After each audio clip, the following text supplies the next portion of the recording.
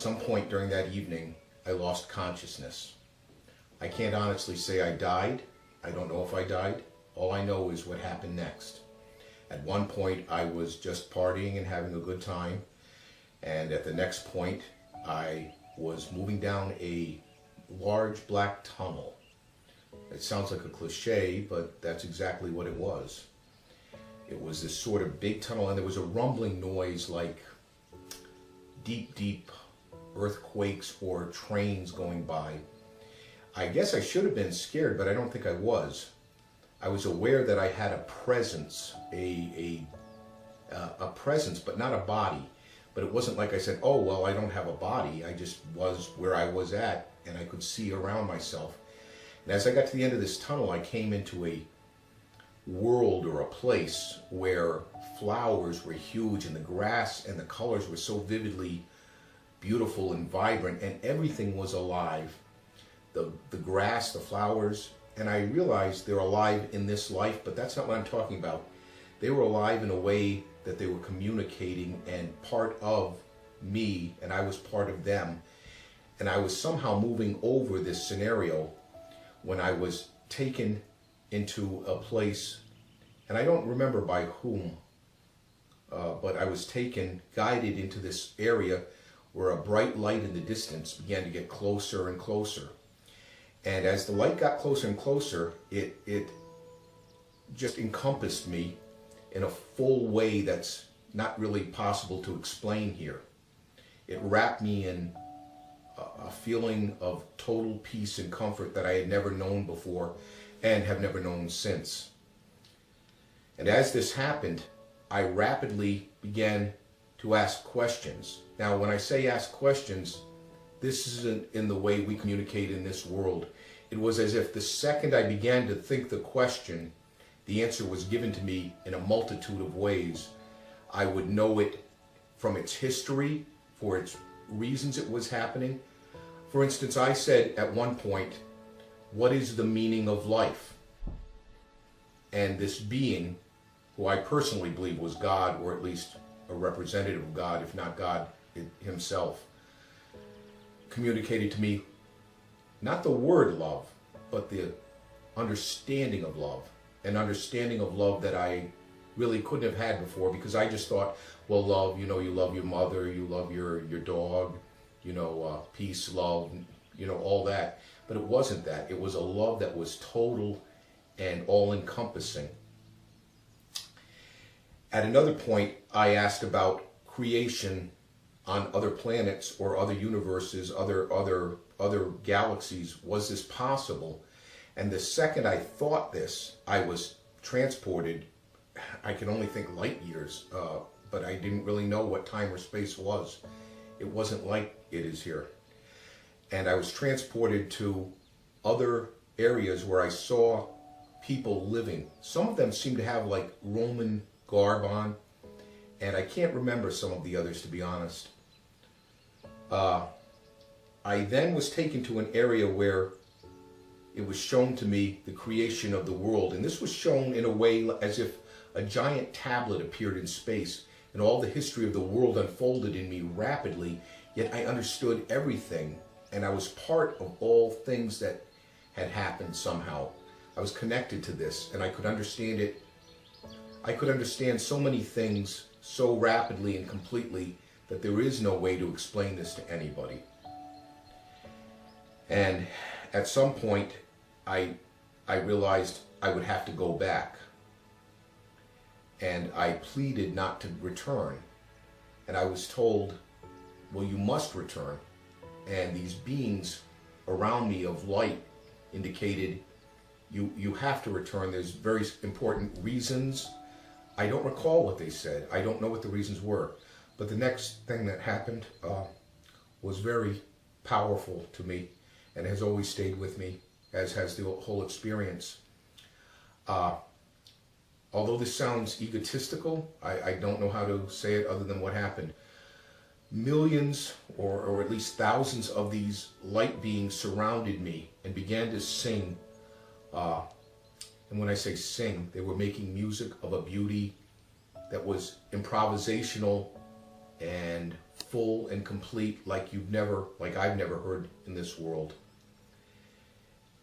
And they were basically praising me and sending me back to do God's work.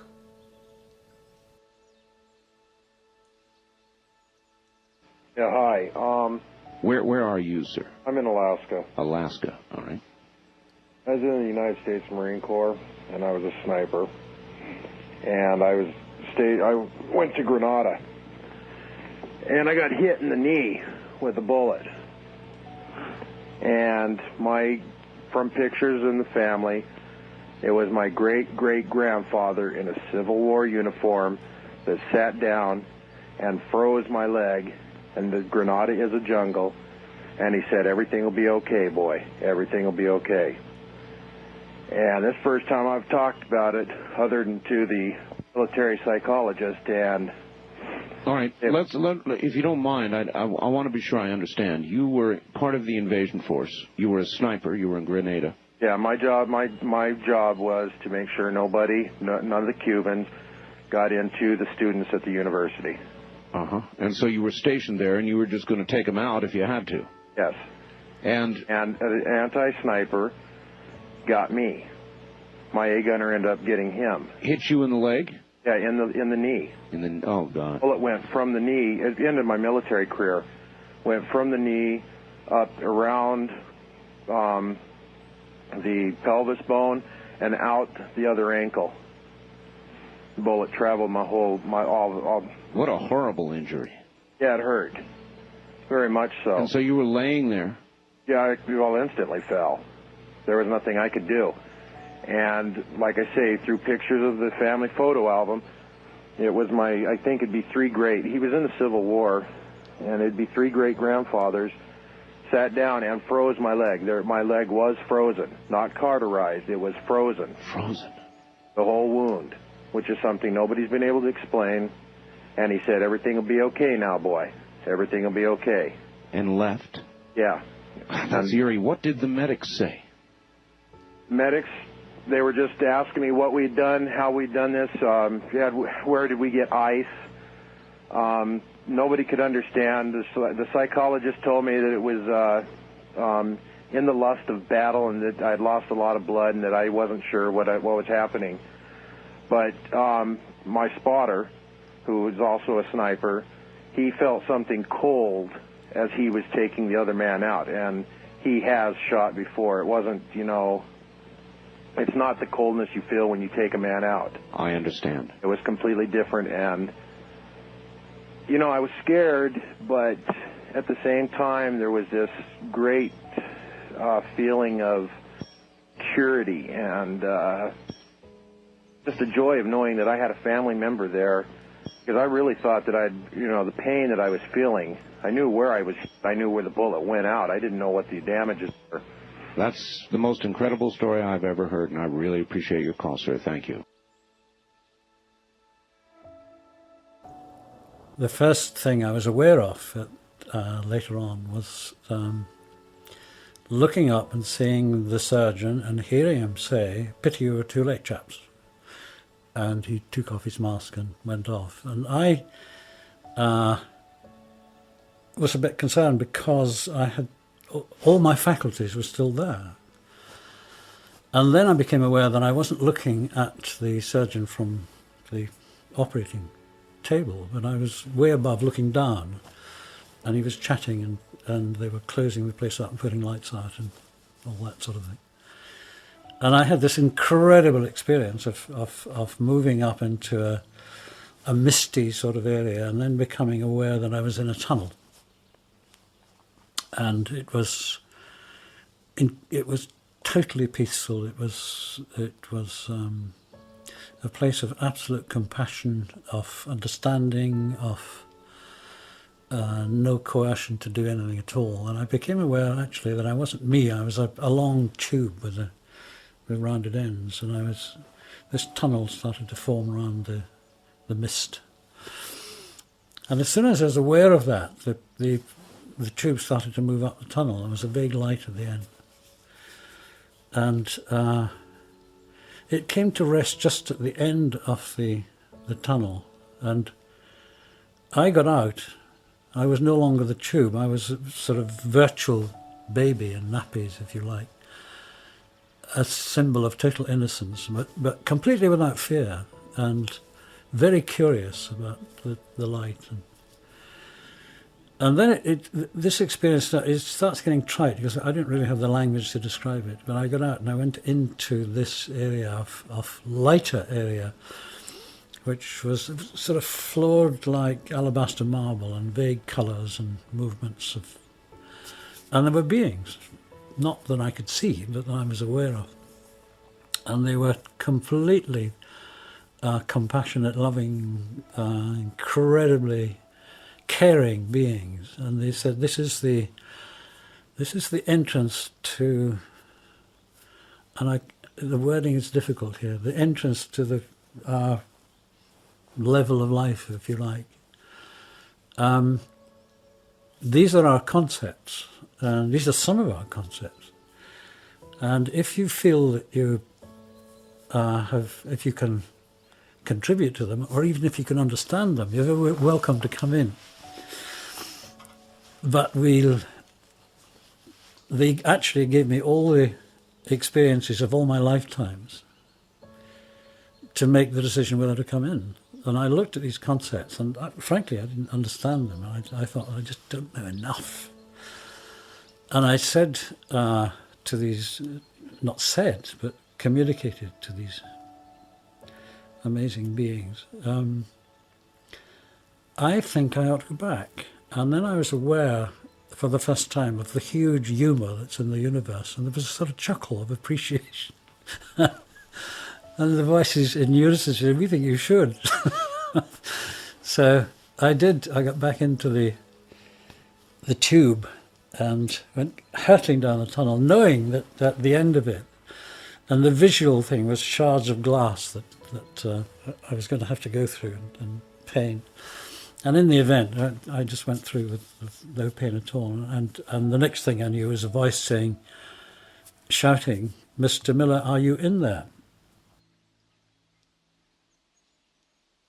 There was a guy who was on anticoagulation, medicines that keep you from clotting. And I don't even remember the operation or whatever, but we had to do him right away. And you try and reverse that as much as possible, but it's impossible to completely do it. And we were in there and we'd finished the surgery and we just simply could not stop this person from bleeding. I mean, we pulled out every gun in the armory to try and get this. And we finally decided we're not going to be able to stop this bleeding. And all of a sudden,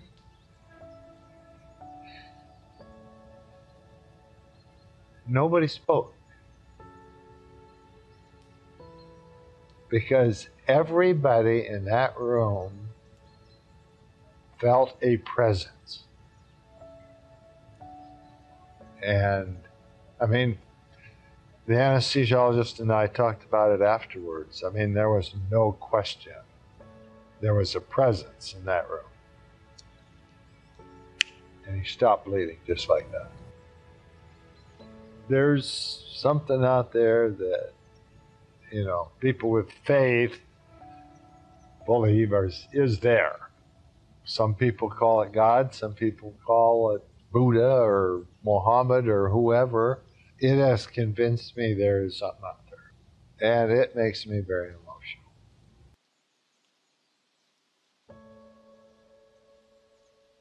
I was laying in bed and people were walking very slowly by me. The right-hand side I didn't know, but they were all very friendly and they touched my arm or my hand when they went by. But the other side were people that I knew. My mom and dad were there, my uncle. Everybody I knew that was dead was there. And they passed and did the same thing. I thought it was a good dream, but boy, I remember seeing every piece of their face. And I mean, I know that was my mom and dad and uncle and my brother-in-law. And I have seen my mother recently more. And how do you feel when you see her? Oh, wonderful. I can't say that my mother and I got along all those years, but we made up for it at the end. During 1970, I was visited in my mirror by my father, my biological father, who I did not know was deceased. Well, the first thing is it was a new home. Well, it was new to me and my husband, and of course my first child was born while we were there, and I was pregnant with my second child.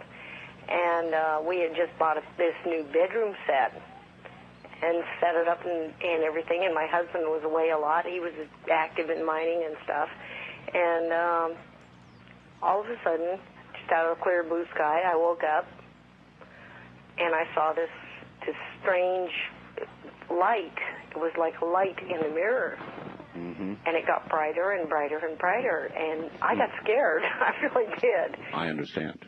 And all of a sudden, it just like it came out of the mirror, and there was my biological father. I had not seen him since I was Wait a minute. old. Wait a minute. It came out of the mirror? Out of the mirror. In a solid form? In a solid form. And it was my biological father, and I had never seen him since I was 3 years old. And you had a conversation with this man? Yes, I did. Yes, I did.